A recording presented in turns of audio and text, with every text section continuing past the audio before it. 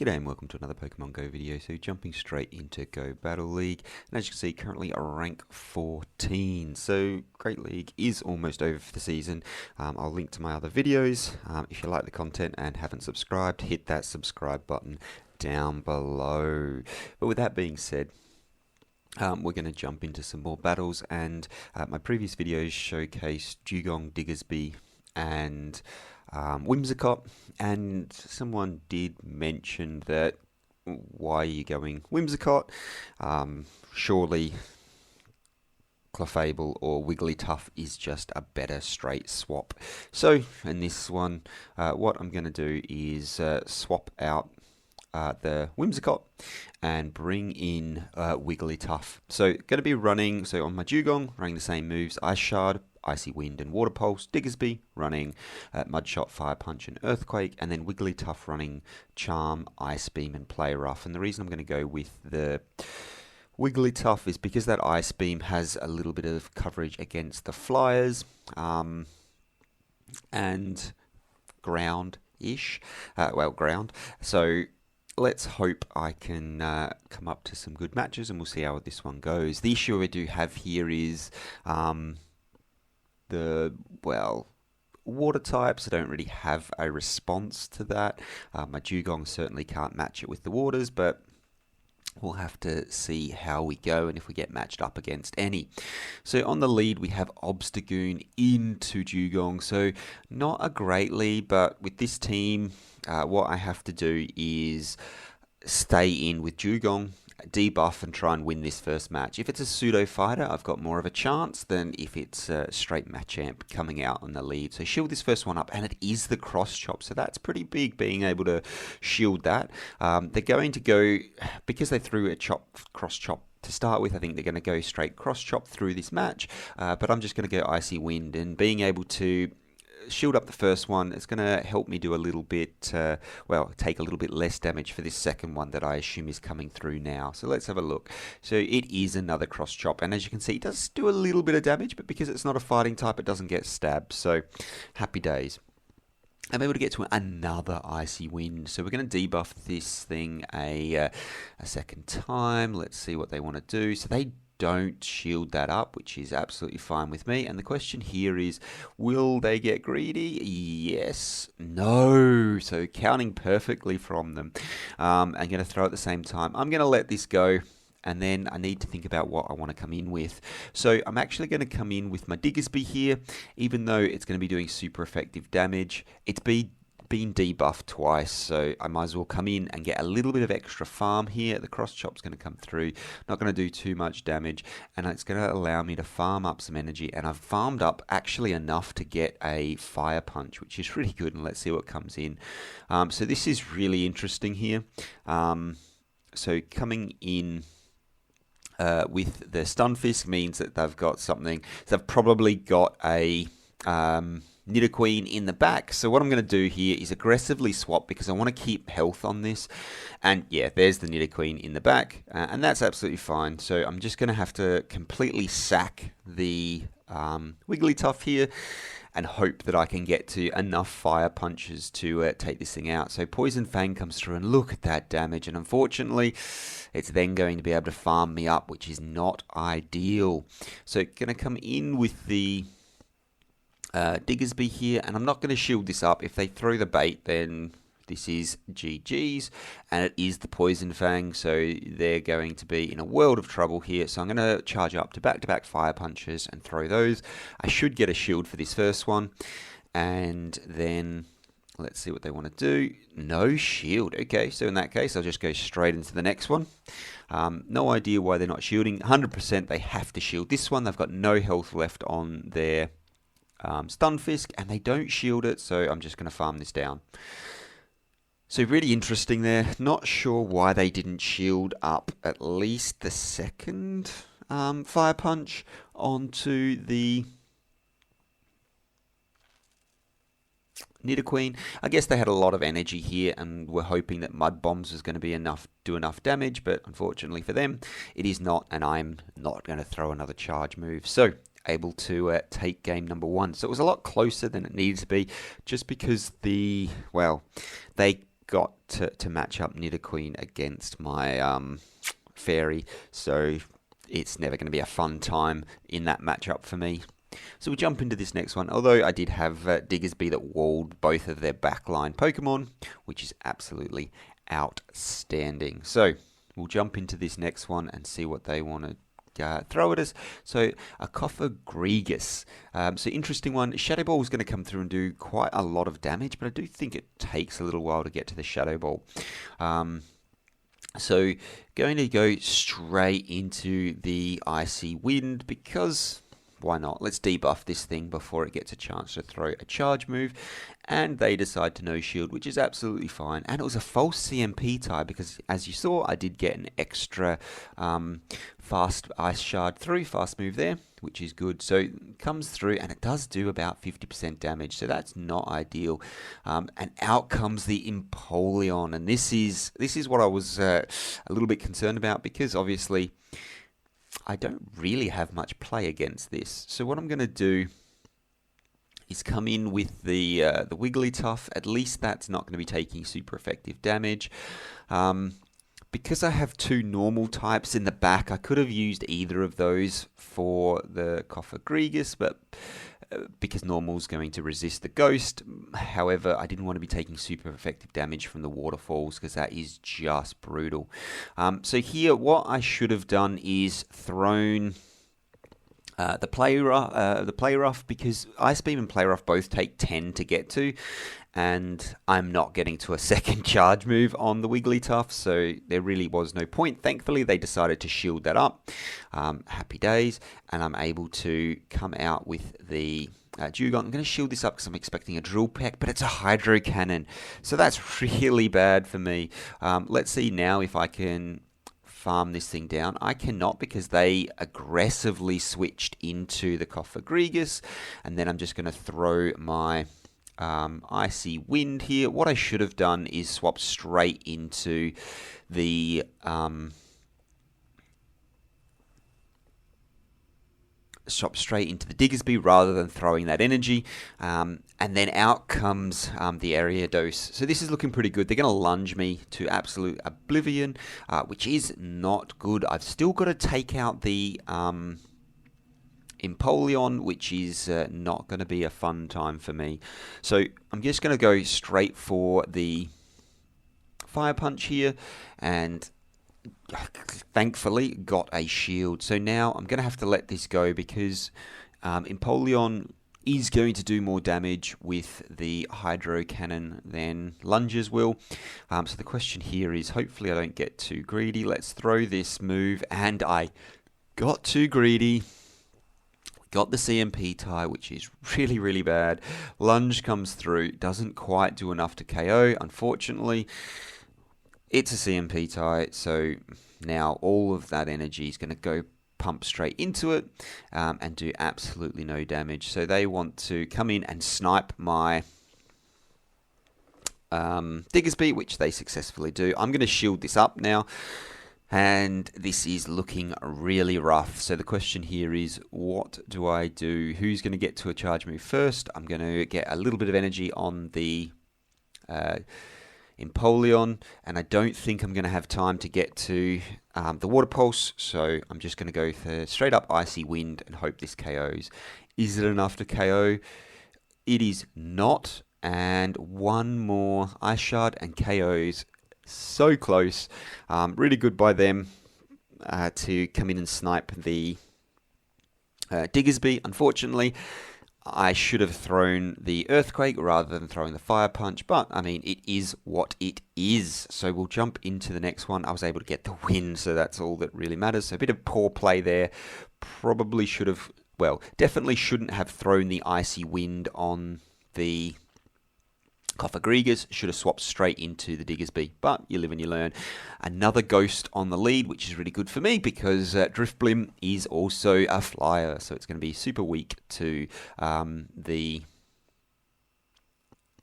Ice Shards. Unfortunately, the first move here we get to at the same time. So Shadow Ball comes through. I get to that at the same time as my Icy Wind. However, my Icy Wind takes 5 for the first one and then 4 for the second one. So I should be able to get to my second Icy Wind before they're able to get to their second move. Out comes a Munchlax, and I stayed in for far too long. Let it get too much energy. Should have just swapped straight out, but I had to try and think about what was my best option there. So swapped into the Wigglytuff here, and just going to go to town charming this thing down. They're going to be throwing body slams like you would not believe, because body slam does do enough damage. So here I'm a little bit worried that they're going to get to another body slam. Well, they would definitely be getting to another body slam. So I'm going to throw the ice beam, and then see if they want to shield that up. They do not, which is absolutely fine with me. So I maintain switch, and out comes a Magneton. Absolutely perfect for me to have this Diggesby in the back. I'm going to swap into the Diggesby, and we'll see what they want to do. I'm expecting them to throw a Magnet Bomb here. I'm going to let this go. Magnet Bomb is going to do a lot of damage. Well, it does about a third damage, but as you can see, it's pretty good in terms of being able to soak up that damage from Diggesby, and I maintain my shields. So going to swap straight into my Dewgong, and then Icy Wind this thing. Let's see what they want to do. So they shield that up, which is absolutely fine by me. They're going to be coming through, I think, with a Shadow Ball. Let's find out. And it's the Icy Wind bait. That's brutal. So there goes one of my shields, and I'm actually just going to go straight for the Icy Wind here. Because they have no shields, I've got energy on my Diggesby, and one Fire Punch at this range for Magneton is going to take it out. So absolutely fine. I'm able to get to another Icy Wind, because obviously they need to keep as much energy as they could to threaten the Diggesby. However, I'm able to get to the Icy Wind, and that's enough to take out the Magneton. So Dewgong v Magneton, and the Magneton goes down. So unheard of, but happy days. Able to take game number 3. So there we go. We'll jump into the next one, and I'm going to assume we're not going to get another Ghost lead. So we had Fighter, Pseudo Fighter in Obstagoon, followed by Ghost. So we'll see what we get. So one good lead, one not so good lead, and then one neutral lead, and this is another good lead. So Mandibuzz on the lead, so that's fine with me. So out comes the Nidoqueen, and I'm going to swap straight into my Diggesby here. Diggesby doesn't have much play against Mandibuzz, so and it obviously has a lot of play against the Nidoqueen, so swap straight out, and they go straight Earth Power, which is the right play. No one's ever going to shield that. So no Diggesby player is ever going to be shielding that first one, because they don't want to be baited by the poison Fang. I'm going to go straight Earthquake, and they no shielded as well. Out comes the Mandibuzz, which is fine with me. They can now farm me all the way down. However, these Fire Punches, they're not stab, and they're not super effective, but they do stack up. Diggesby gets to Fire Punch very quickly, and as you can see, it doesn't actually do too much damage, but let's see what happens with all of these Fire Punches. So these Fire Punches coming through are going to be doing a nice little bit of chip damage, and I'm expecting them to throw a Dark Pulse any moment now. But instead, I just swap out, because I don't want to let them farm up all the energy in the world, and I've got a feeling they may have something that's going to hurt me in the back. So let's see what they want to do. So for this one, they're staying in with the Mandibuzz, so that's really interesting, and they're shielding up, so interesting. What could they have in the back that really does not want to see Dewgong, and have I made a mistake by swapping out my Diggesby? Here, I really wish I'd swapped in my Wigglytuff, because obviously they're running Dark Pulse and Shadow Ball, which and they're running the dark fast move, so they would be doing absolutely nothing to my Wigglytuff. So really wish I had have done it there. And then out comes the Kingdra. So yeah, happy days. That is an absolute outstanding win for me there. They just had, yeah, I just had all the answers. Sometimes that happens. You just hit a team that lines up against you absolutely perfectly, and that was definitely the case in that one. So happy days. With the Charmer in the back, any team with a Charmer that doesn't get matched up with their Nidoqueen, they're in for a real rough game. So into this next one, and we have a Wigglytuff on the lead. So they swap out into a Registeel, and that is good for me because I do not want Registeel to see my Wigglytuff in the back. And I'm going to shield this up because I expect it to be a Focus Blast, and it is the Focus Blast. So I know it's going to outpace me to 3 moves before I can get to 3, but I can survive 1 Focus Blast. So let's see what they want to do. So I'm willing to go down a shield. And as long as they're shielding up, then I'm going to do the same. So I'm going to shield up again, and we'll see what they want to do. So the Focus Blast comes through, and very good for me because obviously I do not want to see the Flash Cannon come through and shield that. I've used both my shields now, so there is no more baiting. I throw the Earthquake, and they shield that up. So here, assuming they don't swap out, so I've got to be careful of that. My Earthquake will be doing enough to KO them, but I really need to be careful of the sack swap here. So Focus Blast comes through. It does not take me out. So I want to go over just a little bit to make sure that they're not going to be swapping out, and then I'm going to throw my Earthquake because I genuinely do not want that to happen, and manage to take it out. So happy days. So there we go. In comes the Wigglytuff. And the question is here, what do I come out with? So I'm going to come out with my own Dewgong here, and maybe I should have come out with the Wigglytuff because chances are they possibly have, well, Nidoqueen is absolutely everywhere in this league, and I do not want to be seeing that in the back. So let's see what they want to do here. Able to get 1 Icy Wind debuff off. Looking to go for another one. Unfortunately, they're able to get to the charge move as well. And it's a play rough, so it's going to do a fair bit of damage there. And we CMP tied. Terrible for me. Going to still charge this thing almost fully. Hopefully it doesn't quite take it out. It does not. And I'm going to try and get some energy here. But the charms do really just chunk away. And let's see what they've got in the back. So out comes the Wish Cache in the back. So at least it's not a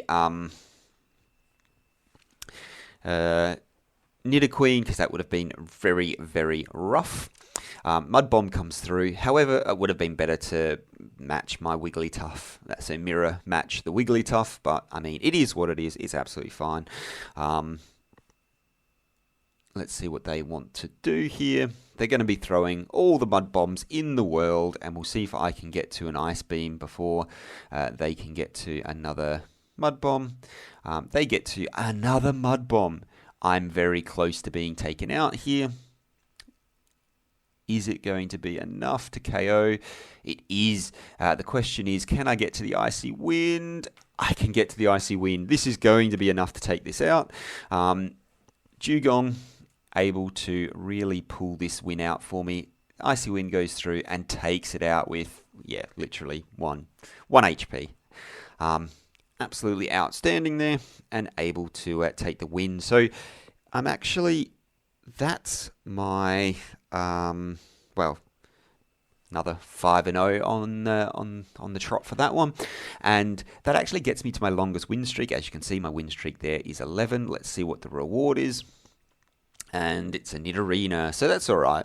Everybody's looking for Nidorina to get that candy because Nidoqueen is, like I mentioned, such a beast now in the Great League. So we'll see if we can manage to hit that excellent throw, and we can. Happy days. So hopefully it stays in the ball, and hopefully I get a couple of XL candy for it. Always looking for that XL candy. It's such a grind to get it. So managed to get 2 XL candy, happy days, and 60 XL candy in total. So very, very nice there. So that team is pretty much the same as my last team, except Wigglytuff replacing, so one Charmer replaced with another, and it does work out quite well. So obviously it does not like poison teams, but no fairy type does. And it really does not like all the Nidoqueens that are in the current meta, but I mean, you live with that, don't you? So hopefully that was useful for someone. Thank you very much for watching. Hopefully I will see you in the next one. And like I said at the start, hit that subscribe button down below. Bye for now.